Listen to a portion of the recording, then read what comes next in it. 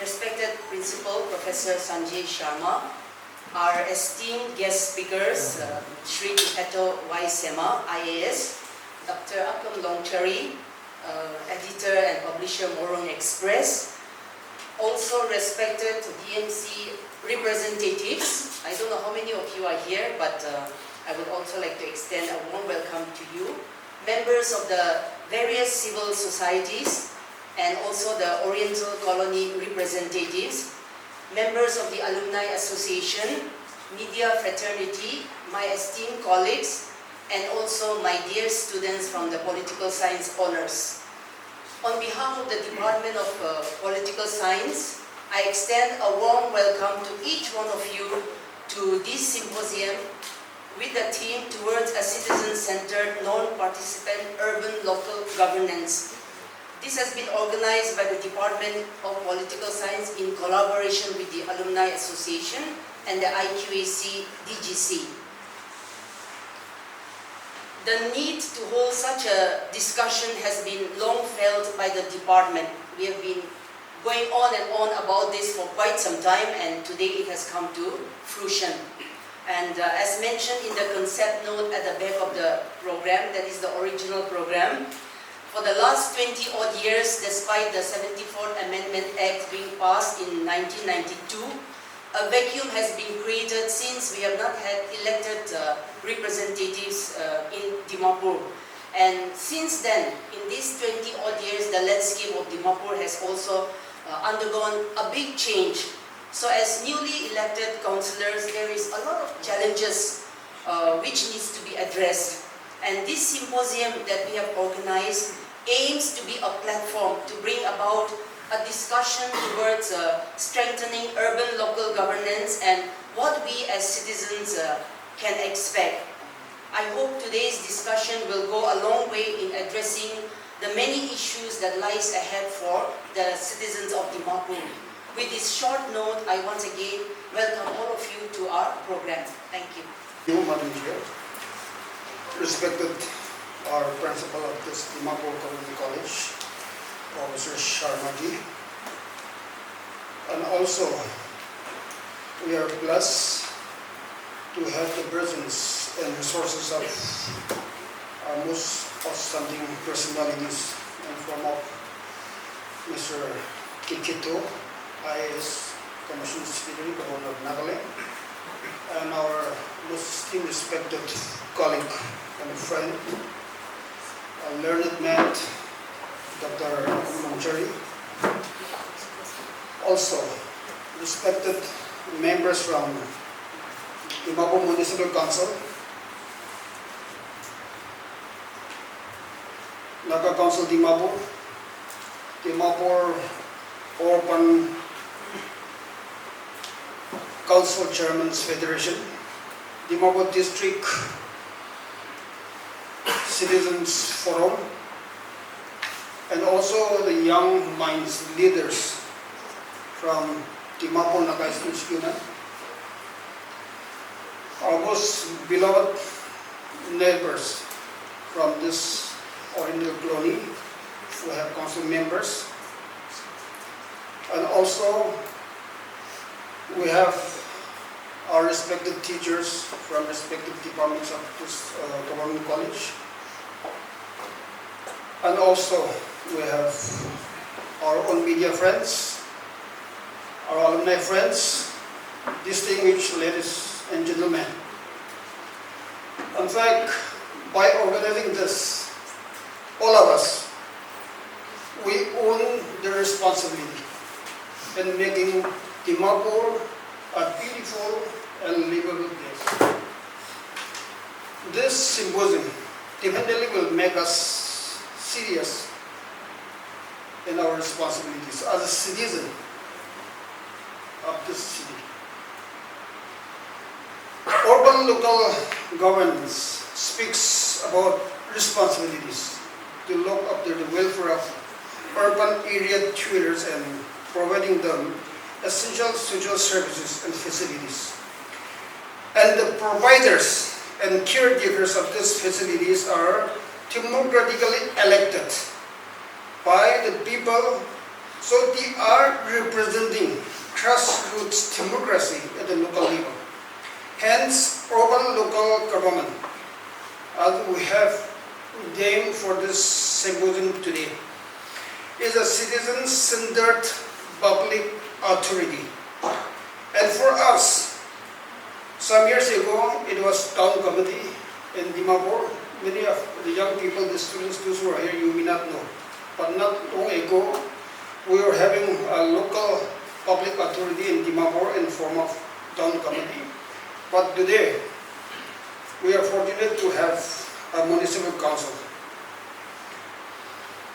We are optimistic that with the recent formation of municipal council in our Dimapur city, the city landscape will change for better and making our city socially, economically, and environmentally sustainable and safe. Not only for settlers, not only for us, but everyone who comes to our land, who comes to our city.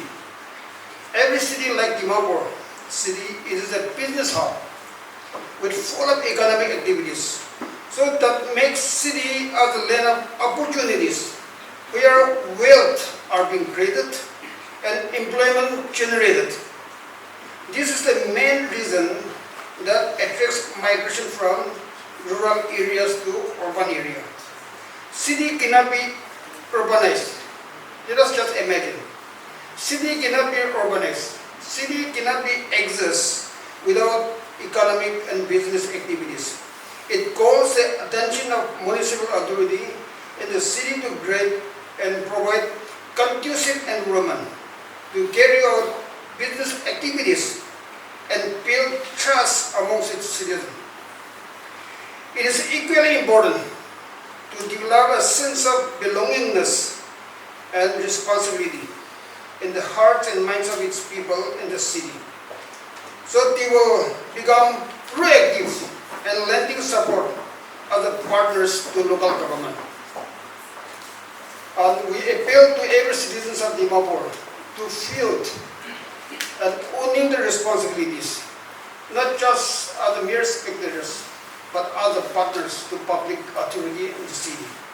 In fact, with due apology, Dimapur as municipal area, nothing is visible in our sight as of now to be proud of as our own municipality.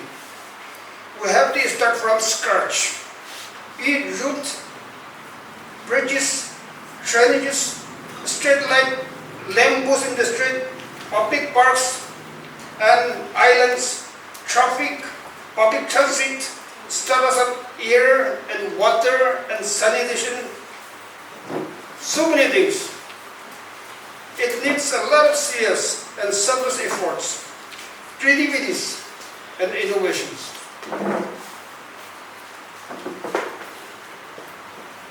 The urban local government also seriously think of having good and affordable health and educational institution and municipal area. It's not only about the road, the drainage, and other public utilities, but it also important that we take care of the health and educational sector that makes affordable for the citizens of the city. After all, these are primary factors that determines the quality of life of the citizens. It requires to apply collective ideas and own responsibilities of municipal authority, government agencies, and most importantly, citizens of the city.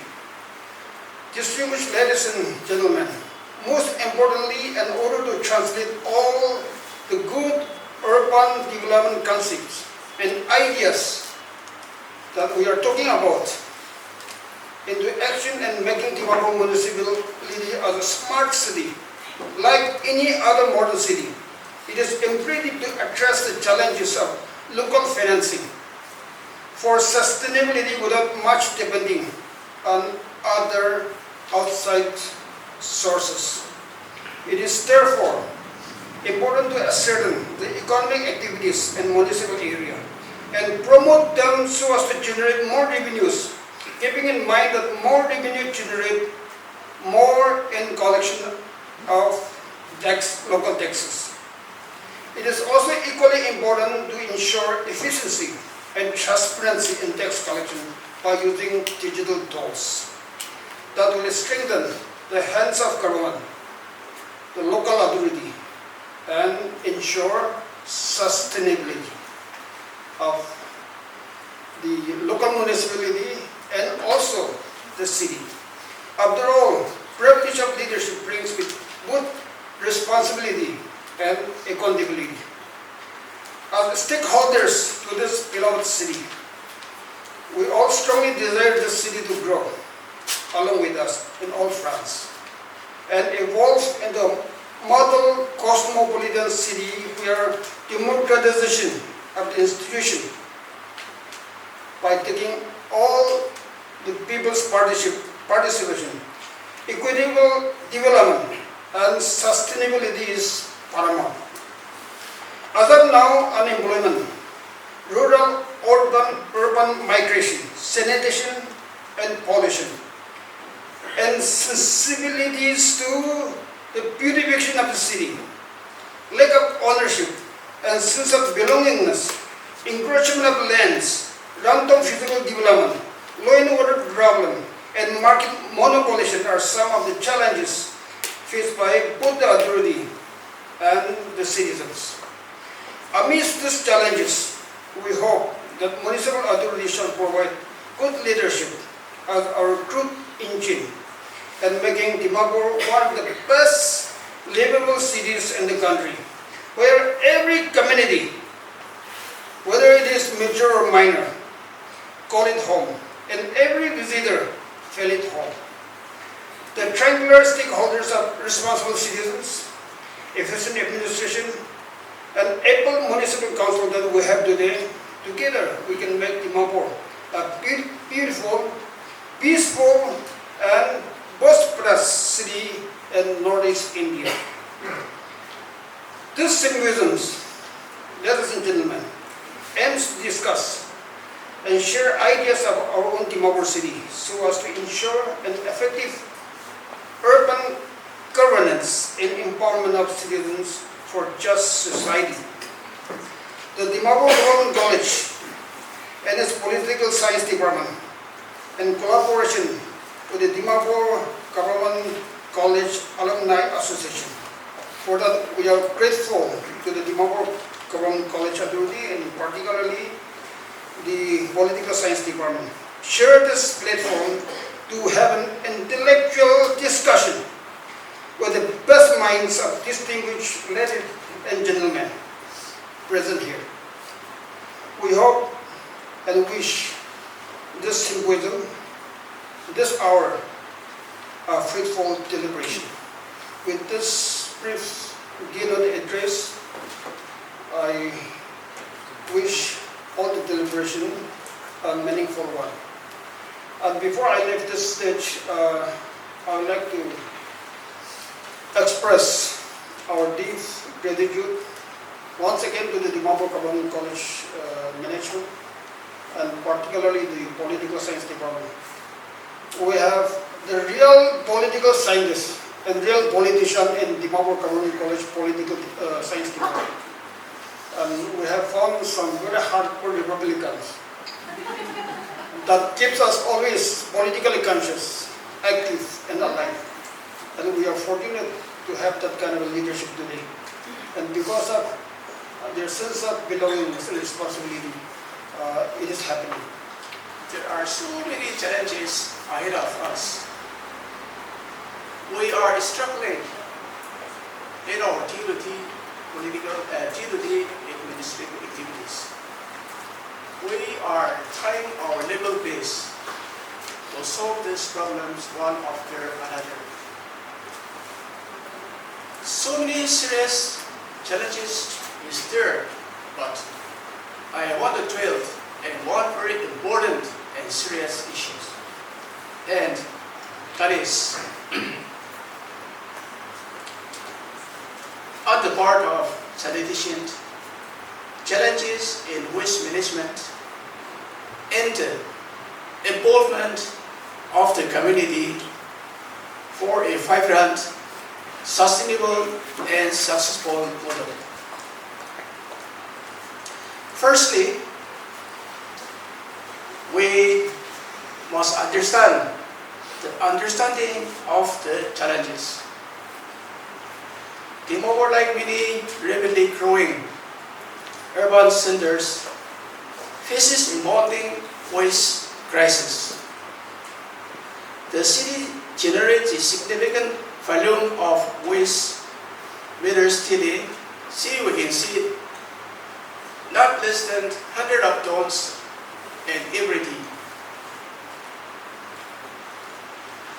So, to deal with these issues, it's a serious matter for the Timor municipal councils.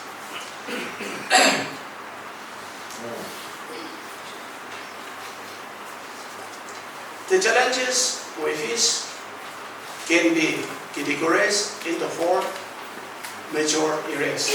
Firstly, infrastructural and policy gaps. Despite the commendable efforts of the municipal councils, waste collections and segregations of the source remain inconsistent. Landfill sites such as the one that is the Timor municipal dumping site located in the Southrise colony, Urbanization, are causing environmental hazards. I am very much sure that this the only dumping site located in the Southrise colony, as I mentioned. It was started in the early part of 2000 in the year 2000. So now it's, so to say, 25 or more than 25 years. So most of the areas occupied by the TMC, about 39 acres, it's going to be finished out within no time. So it's a very serious problem. Secondly, absence of well-structured waste segregation and recycling system leads to inefficiencies. Even the dumping site itself, there is no recycling facilities in the area. So whatever the garbage dumped every day, around 100 of tons, is still lying there. So within no times, all the land occupied by the TMC around, as I mentioned, 35 acres, that will be coming to an end. Policies exist, but enforcement is weak. Well, the Nakale Municipal Act 2001 maintained proper waste disposal. Public compliance remains a challenge due to lack of awareness and oversight.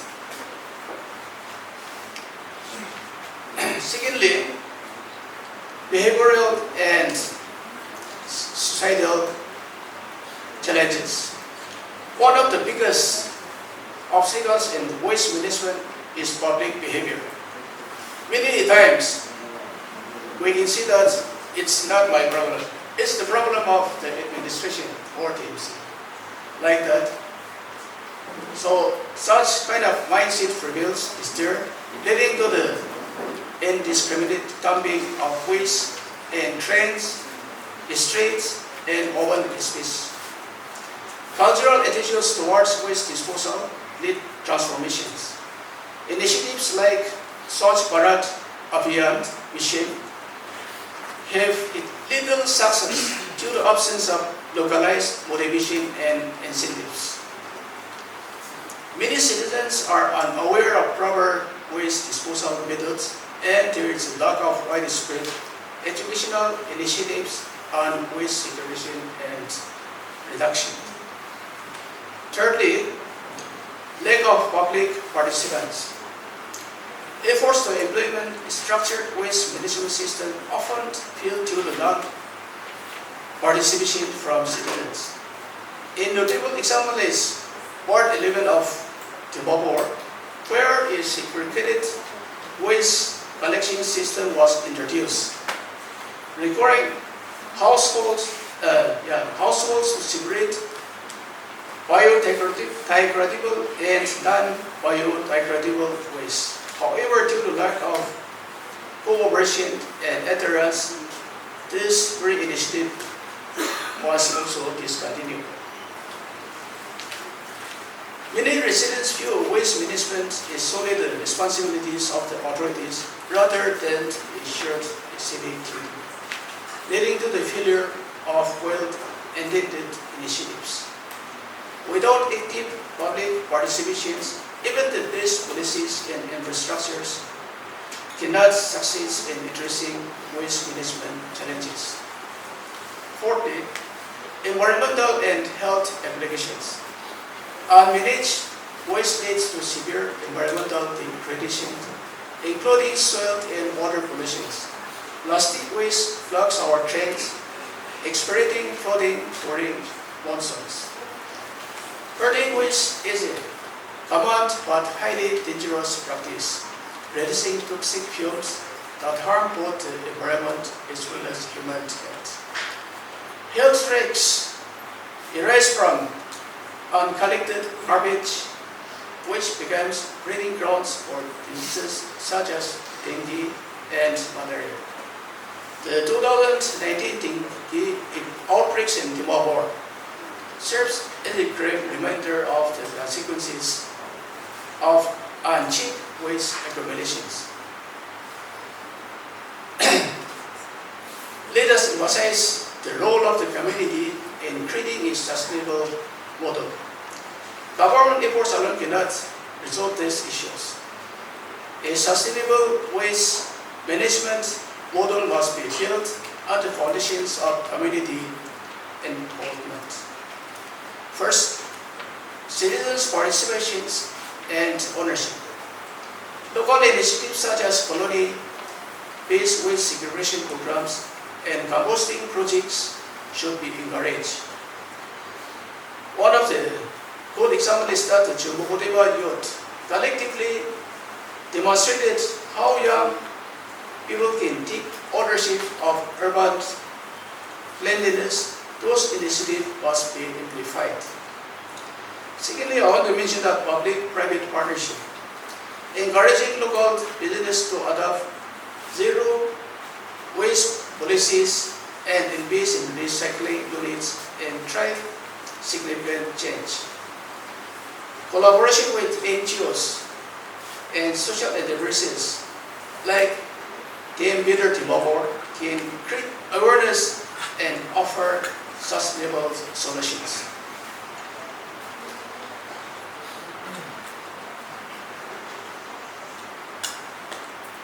Empowering youth, adults, and college students.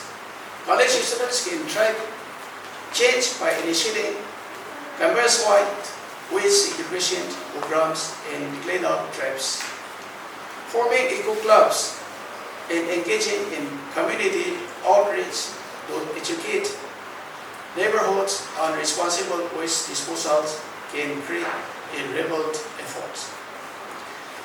Students of our Timor Government College, Patkai Crescent College, St. Joseph universities have successfully organized environmental focus events. Such efforts should be encouraged on a larger scale. Let us come to the way forward without wasting much time. To move forward a cleaner, more sustainable Timor, we must adopt a multi-pronged approach. Number one, strengthen waste segregation at the household level through awareness campaigns. Establish ward-level waste management committees to ensure localized accountability. Thirdly, encourage educational institutions to include waste management awareness in their curriculum. Leverage digital platforms to spread awareness and create further where citizens can share waste management ideas. In conclusion, a call to action. Waste management is not just an administrative challenge.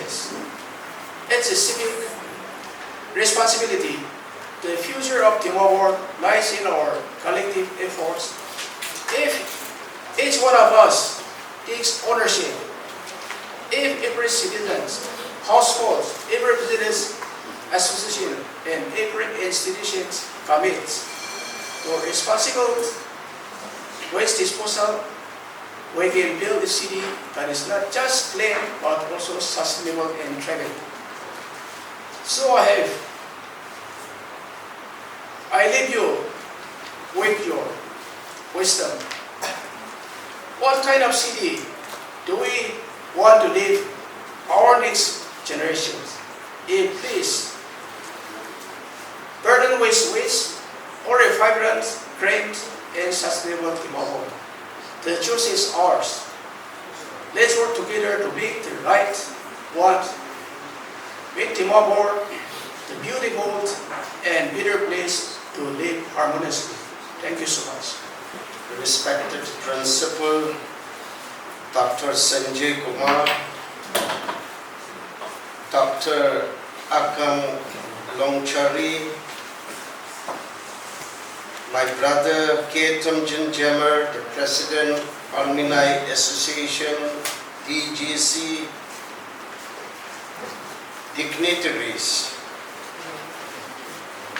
media fraternity, and ladies and gentlemen. How good and pleasant it is when brothers and sisters come together and discuss something about the welfare of our people. And I would like to thank God Almighty for bringing us together in this manner. I would also like to thank the Dimapur Government College for organizing this very important topic to develop and transform and preserve the city of Dimapur. The importance of urbanization. Urbanization is a positive change for the national development.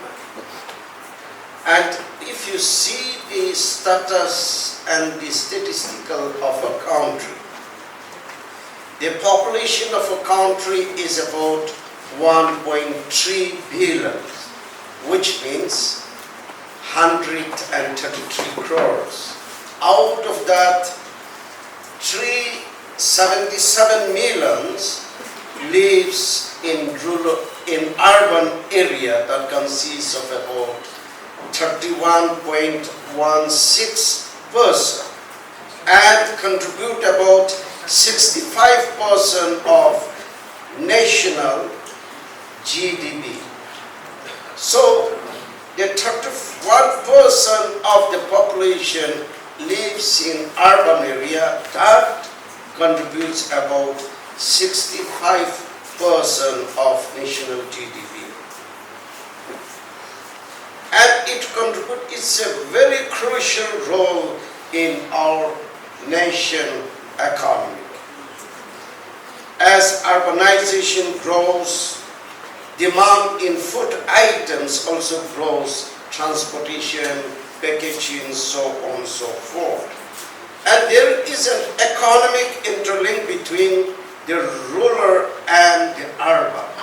And when it comes to our state, when it comes to our Nagaland and Dimapur, you see that nearly 10% of our population, of Naga population, lives in Dimapur. When Dimapur grows, the economic of the rural people will also grow. And citing an example, how can Dimapur city helps the rural people? You know, the rural, the farmers, the market, automatic market is the urban, whether it is Dimapur, Kohima, Mukokchung, so on and so forth. And Nagaland is a blessed land. When I was Agriculture Production Commissioner, we emphasized a lot about the linkages between the rural and the towns and the cities. Nagaland is perhaps the only few land which is untouched by green revolution. Anything, everything that grows here is organic. You get the best pineapple in the world, sweetest pineapple. You get the sweetest and the softest cucumber, not only from Alibaba, but many places in Nagaland. So what I mean is, you grow anything that is from dragon fruit up to kiwi. So we are favored by varied climatic zones which can able to help our rural people as well as we as a citizen of Dimapur, Nagaland.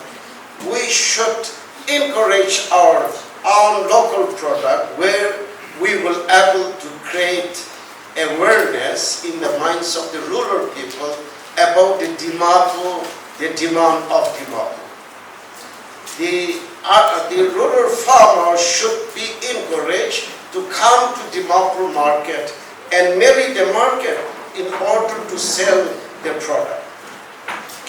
When we see the urbanization in Nagaland, way back in 1901 till 1951, there was only one town in Nagaland.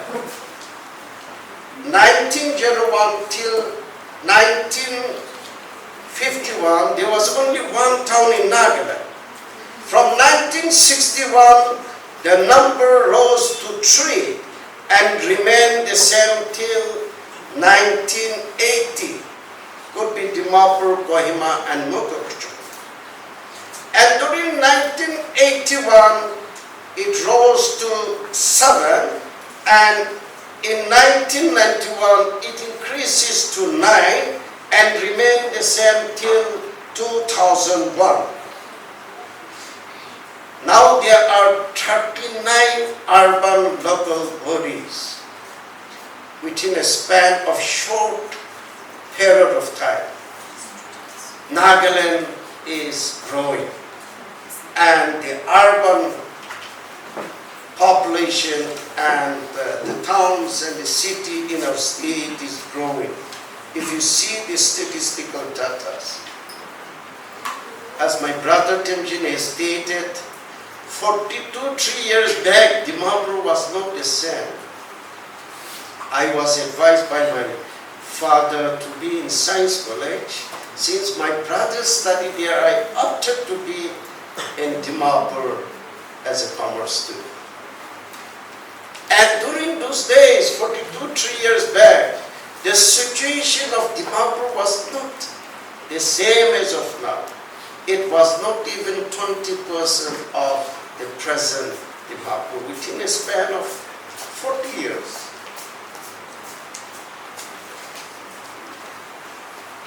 If you see the population of 1901, the urban population was only 3,093, which consists of about 3% of the total population.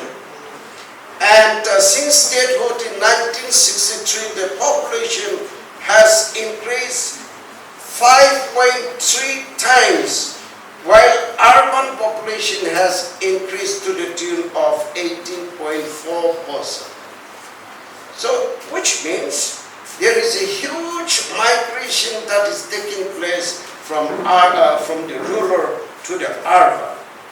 And the census of 2011, the population of our state was 19.80 lakhs, and out of which 6.43 lakhs is from urban population, which consists of 42.50%. So since the migration is taking place to get the better education, higher education, to get jobs, or even the retired people wants to be in Dimapur and Kohima after the retired life to get better health care or other facilities, here are very soon at this rate, half of Naga populations are likely to be in the towns and cities. And there is huge challenges ahead of us. If you see the government population, ever after retirement from Kohima, they don't go back to the native villages. They would like to be either at Kohima or Dimapur. As of now, there are about 4,473 grade 1 officer, which is the class 1 officer, and 3,397 class 2 officers. We have an army of about 70,647 grade 3 officers and about 19,374 grade 4 officers, and the contingency and fix is to the tune of 37,334, an army of nearly 135,000 employees. And when we see the populations and the government servant, it is coming to 1:40. And most of the government servant, irrespective of the status and gather, after retirement, they don't go back to the village, but they would like to settle in the towns, in the cities, and preferably Dimapur. So Dimapur, you cannot remain as what we are today. We need to wake up. We need to plan for the future. Even this year, out of 135,000 employees, even if you take 5%, also huge, 8,000-9,000 government servant is going to be retired, and they will be shifting, they will be running down to Dimapur. So as a citizen, as a councillor, as a responsible citizen of Dimapur, we need to plan for future Dimapur. There are a lot of benefits of urbanization, but with a huge challenges. As stated, traffic jam or congestion. I was on the way from Kohima this morning, and from Kohima to Chumakitema, we are reaching less than 1 hour. But from Chumakitema to this place, it took me more than 1 hour. So there is a huge challenges ahead of us. Awareness, the rules to be created an awareness in the minds of a citizen. Slums, unplanned urban outskirts. It is not only Dimapur municipality cadastral area. The leaders, the planners should have a meeting with the neighboring villages, whether it is Endison, whether it is Oriental, or Signal, or Lonti Colony, or even Meta Colony, or Tilakhat, Tahaka, because at this rate we need to plan for a twin city, Dimapur and Chumakitima, or twin city also. It makes them up to new land. We need to plan now. We need to plan. We need to have adequate housing, power supplies, and water, scarcity and reduction of groundwater. We need to create an awareness. We need to tie up with the Department of Geology, Mining, and PHE, social issues, urban poverty, and solid and waste management is going to be a huge challenge. As Councillor Simti Nuklu has rightly stated, we were discussing about this issue a couple of weeks back in the high-level committee chaired by the Chief Secretary, where I'm also a member, and the Urban and Municipality Department. We were asking, what is your plan? The Sunrise Colony, the dumping place that we have is, we are not supposed to have there. I was looking after forest and environment a few years back, and a lot of cases that is coming up under National Green Tribunal. Every now and then we have to file an affidavit. There is a huge problem. I was suggesting to the department that why not let us buy a huge land for the waste management, not only for Dimapur, but for Dimapur as well as Chumakitima and Newland, somewhere 200 acres, 100 acres, and plan out a solid waste management, where we may utilize only 10%, make it as a beautiful forest, make it as a park, as a facility. Otherwise, we are going to be in trouble very soon. Drainages and all these things we alone cannot do. We need to create an awareness in the minds of our people. These are the issues that needs to be included in the syllabus on the Sunday school preachings and teaching. It needs to be included in our family prayer meeting. It needs to be included in the church pulpit or in the syllabus of elementary education. The MC alone cannot do it. The press and media alone cannot do it. Or the municipal department or the civil society alone cannot do it. Each one of us need to create an awareness in the minds of our people. I find there are three core issues for the effective functioning, and I would like to urge and request the municipal council who are present here, in order to function effectively, there is a devolution of 3 F's, that is function, fund, and functionaries. I find that these 3 are very important. No ULB can perform without being equipped with 3 F's. Function, devolution of function alone without fund and functionary will be meaningless. Even if you have fund, function, even if you want to function without fund and functionary, you will not be able to achieve it. We will not be able to achieve it.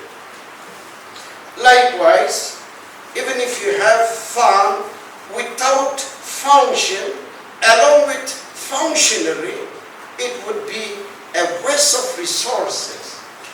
And also functionaries without function and fund would be unproductive. So these 3 F's is very important. And when we see the Nagaland Municipality Act 2023, Chapter 4, it talks about the function of the municipalities.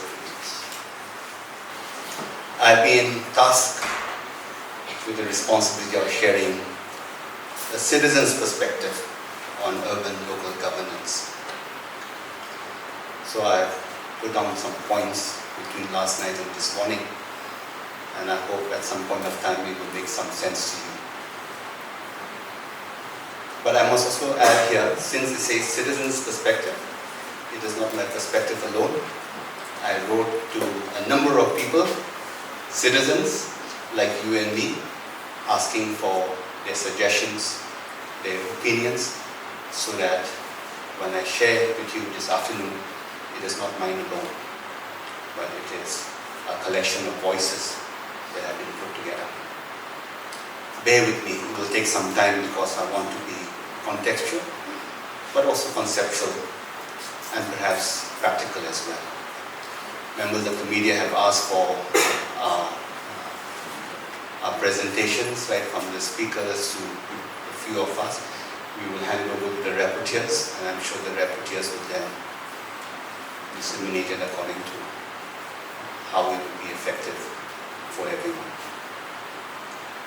June 26, 2024 is perceived to be a momentous day in the history of urban local body elections in Ireland.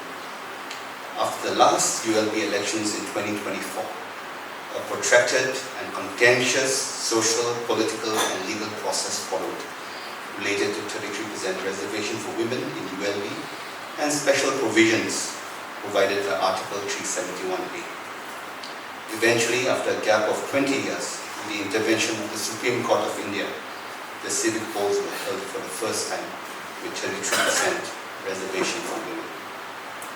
Out of the total 278 seats, women won 102 seats, or 37% exceeding the required minimum.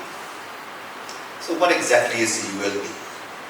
In India, the ULB are self-governing institutions of urban local self-government that manage a town or city or transitional area with specified population within a state or union territory and provide services effectively, efficiently and equitably. So this is important, providing services effectively, efficiently and equitably.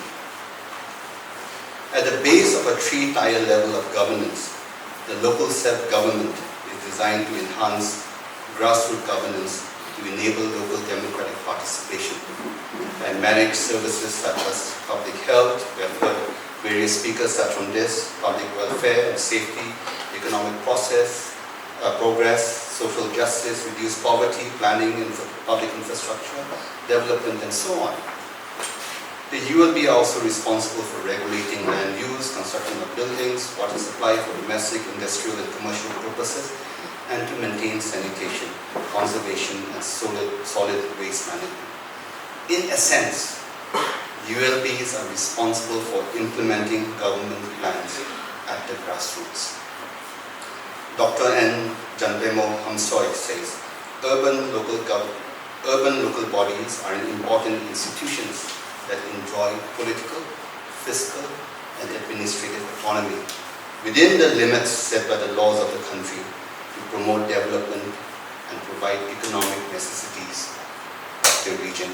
Unquote. For Nagaland State, the functionings of the ULBs has been somewhat different due to its distinct political history, administrative structures, and customs of various tribes. The legal framework of the ULBs in Nagaland is based on the Indian Constitution and state-specific legislation. That means the 74th Constitutional Amendment, Act of 1992, which mandates the creation of municipalities in every urban area, is applicable in Nagaland as well. However, the Nagaland State Legislature also passed the Nagaland Municipal Act, which provides the legal structures for municipalities and ULBs in Nagaland. Hence, while the Constitution outlines the establishment of the ULBs and their functions, the Nagaland Municipal Act is more specific to the contextual needs while seeking to integrate indigenous customs into the local governance system. So perhaps an example of self-governance within the framework of shared law. Local governance in Nagaland is organized through ULBs in towns and the village council in villages. While the ULB is based on the Nagaland Municipal Act, the village council is determined by the Nagaland Village Council Act. This makes Nagaland different from most other states, where where local self-government is based on the Panchayati Raj system. For many parts of India, it is based on the Panchayati Raj system. Whereas in Nagaland, the Directorate of Municipal Affairs is responsible for the affairs concerning the ULBs in Nagaland. And on the other hand, the village councils are accountable to the district administration in the district level, at the district level, and to the Home Department at the Nagaland state level. Hence, the structure of Nagaland ULBs is not entirely homogeneous, as governance is still influenced by traditional leaders and customary law. This could limit the involvement of formal urban bodies. However, in larger urban cities like Dimapur, Kohima, and Mokcham, more formal governance structures are in place. So this is the background. With the counting and declaration of the ULB elections result on June 29, 2024, Nagaland State has now 3 municipal councils, 36 town councils, and 5 urban station committees. In the context of a municipal council, the elected councillors is headed by a chairman comprising the legislature, while the chief executive officer, the civil servant appointed by the state government, is the executive. But why am I saying all this? It seems not to make sense. But to me it makes sense because for the last 15 years there has been an interregnum. 2004 was the last election, 5-year term, so perhaps 2009, and between 2009 and 2024 there has been an interregnum. And I'm sure as students of political science here, you will understand what I mean by interregnum. So since the end of the last elected term, some 15 years ago, the ULBs have been in a state of interregnum. In this vacuum, a state-appointed civil servant has been managing them. And even though they are now elected representatives since last year, the implications and consequences of the last 15 years will continue to determine and define the ULB's effectiveness. Please understand that. So even though we have elected councillors today, because there was an interregnum for the last 15 years, the consequences of that is still going to outplay itself. It's still playing out, and we don't know how long this interregnum is going to continue. So hence in reality, the ULBs are still transitioning out of the interregnum period. A holistic and strategic roadmap is required to effectively make this transition. A roadmap is required, a strategic, holistic roadmap is required to effectively make this transition out of the interregnum. So what are some of the emerging challenges in this transition period? 1, make a management shift from top-down to bottom-up.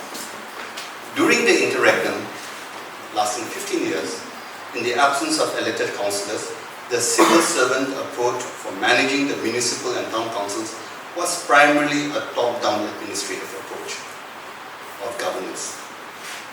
The elected councillors need to initiate a bottom-up approach for building more participatory forms of governance.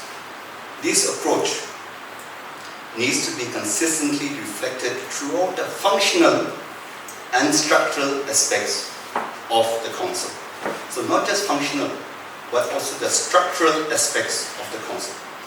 The council's effectiveness will be determined by how soon the councillors can initiate these qualitative changes. This in turn will determine the question of governance. This in turn will determine the question of governance.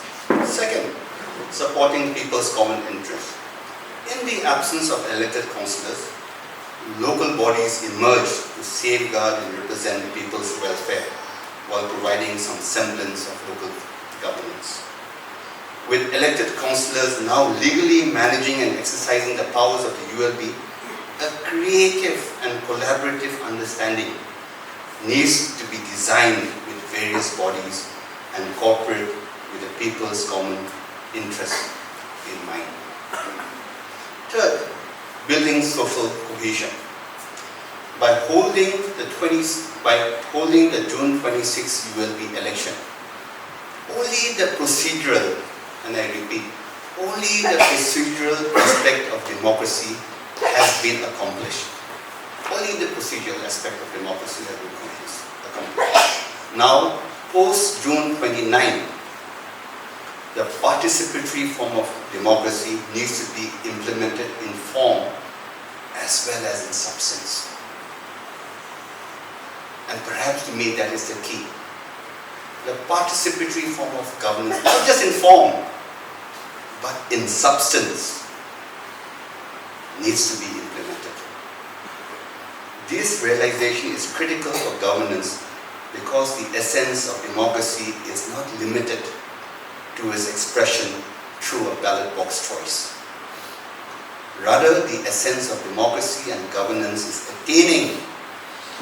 attaining the innate sense of self-reliance and self-assertion of an individual and the community's control over their own fate.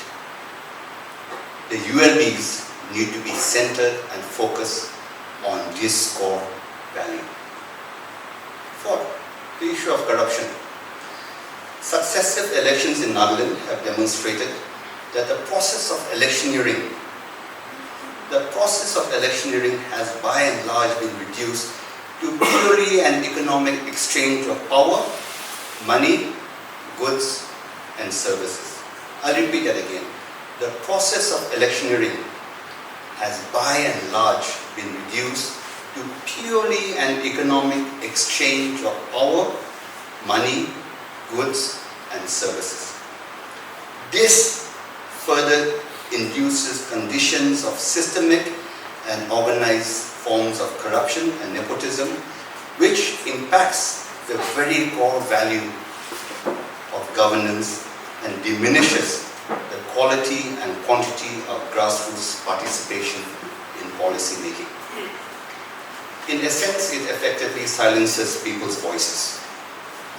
And so, a steadfast, transformative leadership with political will that assures people's participation is needed to honestly begin addressing this predicament of corruption and nepotism. 5. Between campaign promises and reality, and I'm sure the elected councillors are having this dilemma of, juggling between campaign promises and reality. A common practice in politics is for elected officials and civil servants to make promises that many a times cannot be attained. That is the bare reality. The practice of making promises that many times cannot be attained. Very often, the politics of promises as well as the politics of forgetting are comfortably intertwined in the Naga context for various reasons. Politics of promises, the politics of forgetting. Promises, forgetting. Promises, forgetting. Forgetting promises are intertwined. But there is another layer of this discourse. Alan Tidwell observed the link between theory and praxis is influenced by the structures in which they operate. The link between theory and praxis is influenced by the structures in which they operate. And so the overall analysis of the ULBs need to be viewed not just by its functions, but also by its structures. That's where the tension between promises and reality is actually intertwined. Between structures and functions. Structural changes are required for any meaningful participatory governance. eradicating structural violence will also uproot corruption and impunity. Sixth, enhance public interest and participation. It is quite evident that insufficient public interest and participation are undermining the functions of the ULBs. Furthermore, in the presence of various multiple special purpose agencies and other local bodies, their respective roles and boundaries are blurred. This confuses the public. The longer this confusion continues, the longer they interact them. I'll repeat it again. The longer this confusion, and this confusion is because the roles are blurred, the functions are blurred. The longer this confusion continues, the longer they interact them, which will impede real governance.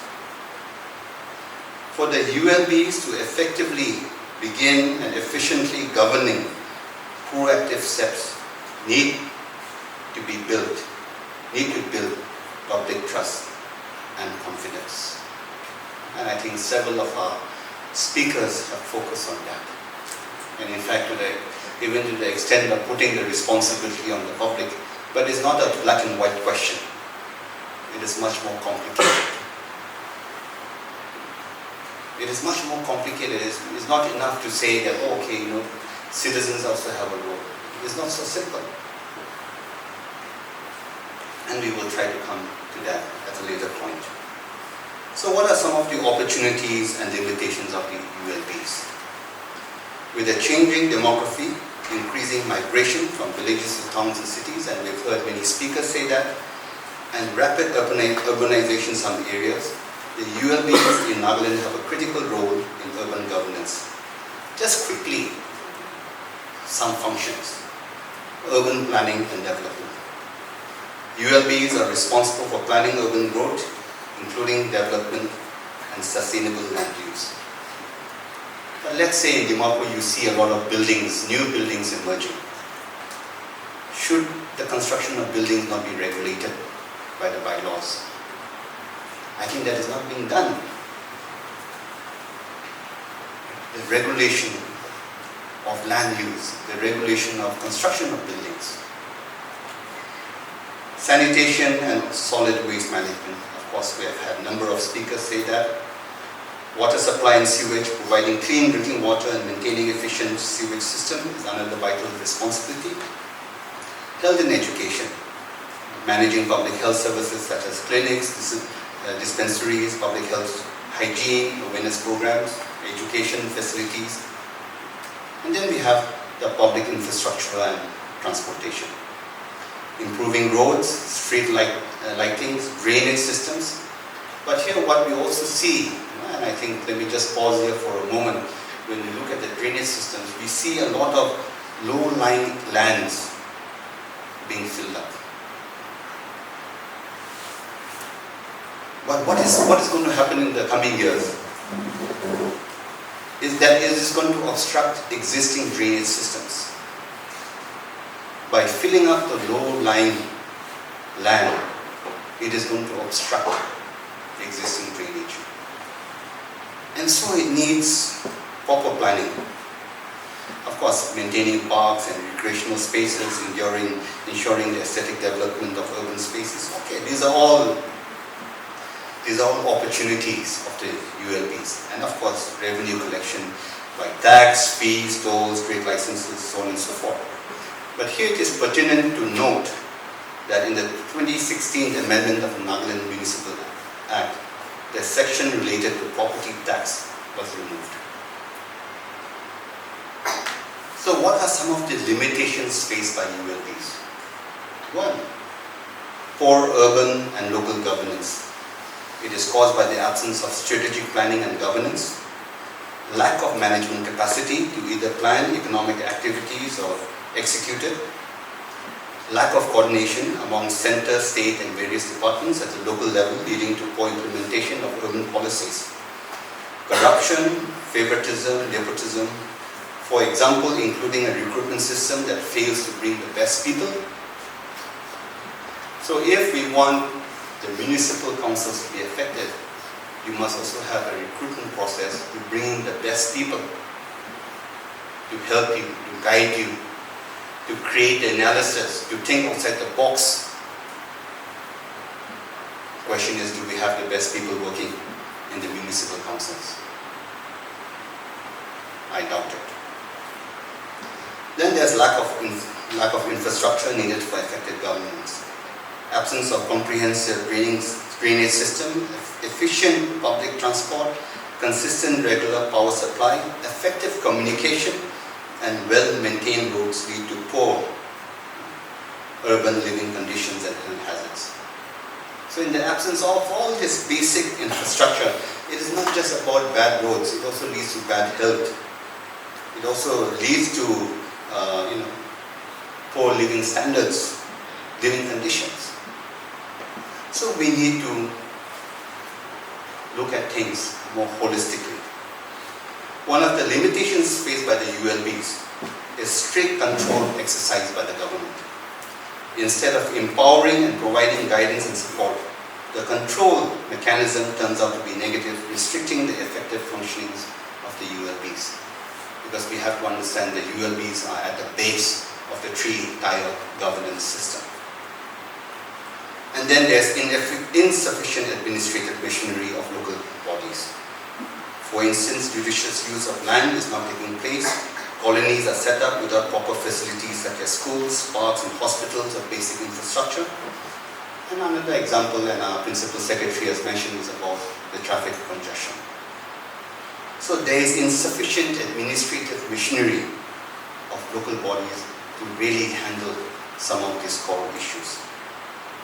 And then of course you have the financial constraints, primarily due to low revenue generation.